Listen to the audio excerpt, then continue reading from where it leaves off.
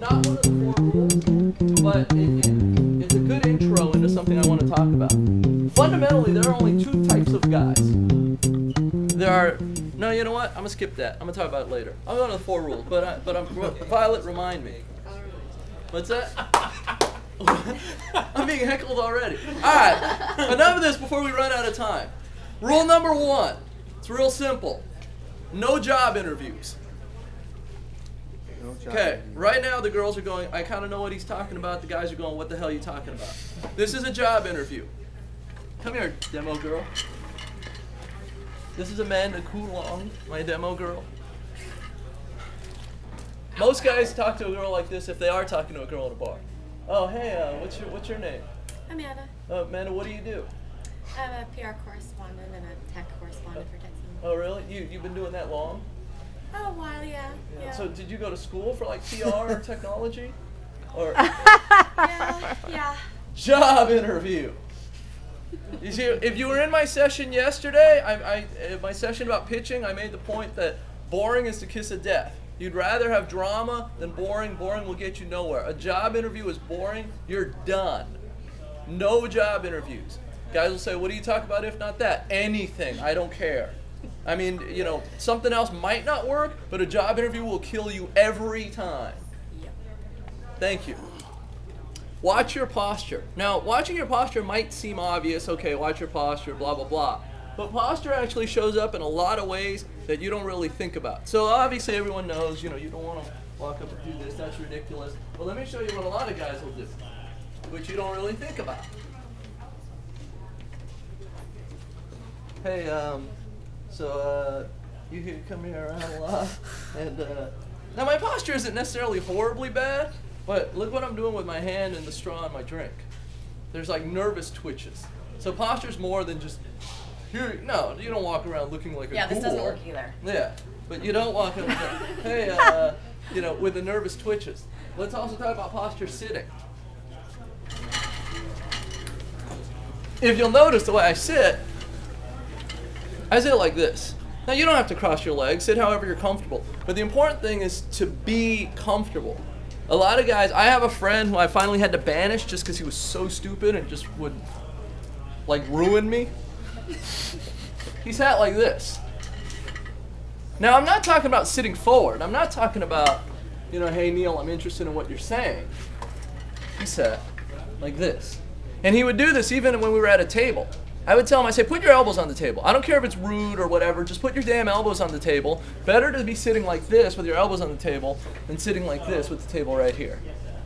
Watch your posture, and every way posture can be watched.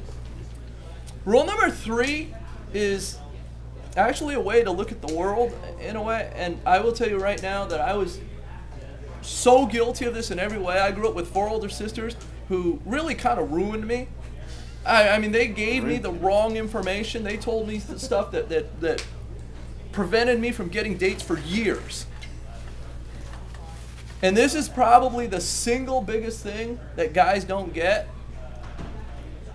Do not put girls on a pedestal. Do not. What was that? Was that a thank you? That was a thank you. Thank we lose respect for you. Do not put girls on a pedestal. A lot of guys, I grew up with 4 older sisters going, you know, treat girls with respect. Now, I'm not saying treat girls with disrespect. That's not what I'm suggesting. But when you put girls on a pedestal, by definition, where are you? You're beneath them. And does any girl want to date a guy who perceives himself as being beneath her? No. No, absolutely not. And so when girls talk about, oh, I like a guy who's confident, or, you know, anything like that, or what I said earlier, which is the segue, which is there's fundamentally 2 kinds of guys.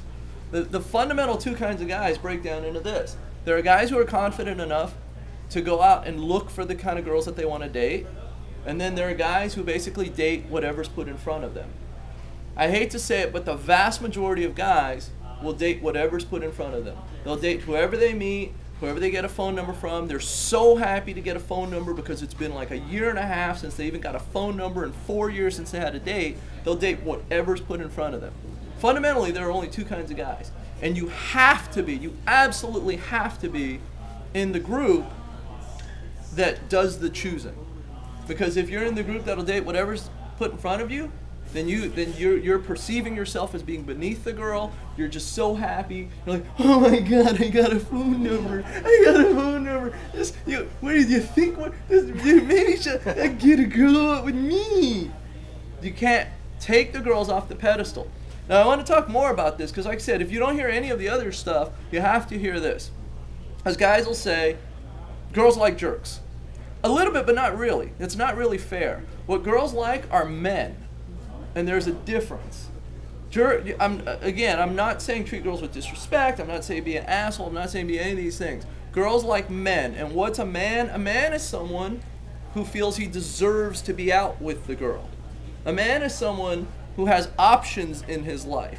A man is someone who does not think that Amanda's phone number is the greatest thing that ever happened to him. Her Twitter handle is.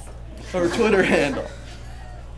And so that's the part about the pedestal. You cannot put girls on a pedestal because if you do, you are not a man. You are beneath her, or you are perceiving yourself as beneath her, and no girl wants to date a guy who perceives himself as being beneath her. Step number 4, or tip number 4, and like I said, to me, these are things anyone can do right away. You'll love this. The few girls that are here will love this. Never, ever hover. Oh. I copy that. Okay. Thank I you. copy that. Now, some of the guys are looking at me right now going, what's hovering? What the hell is he talking about? What's hovering? Let me show you hovering. Stand up for this one. You can stand up. Chat, chat, chat. Yeah, okay. It was nice. Yeah, okay. The conversation kind of dies. So, Hey, you gonna.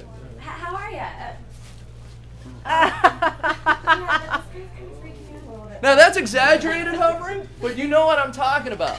And people ask me all these detailed questions like, well, they say, look, how close do you have to be to hover? Hovering doesn't actually have to do with proximity. You can almost hover from across the room. Hovering has to. With eyes. Yeah, with eyes. Yeah, there is long distance hovering. Hovering has to do with not knowing when to quit. Hovering has to do with not knowing when the conversation is over. Hovering has to do with why is Amanda the only, or Violet or whoever, why is Tanya the only girl in the room? A man doesn't look at one girl. A man looks at multiple girls, or you know what? For that matter, a man looks at rooms. It doesn't even have to be the girl.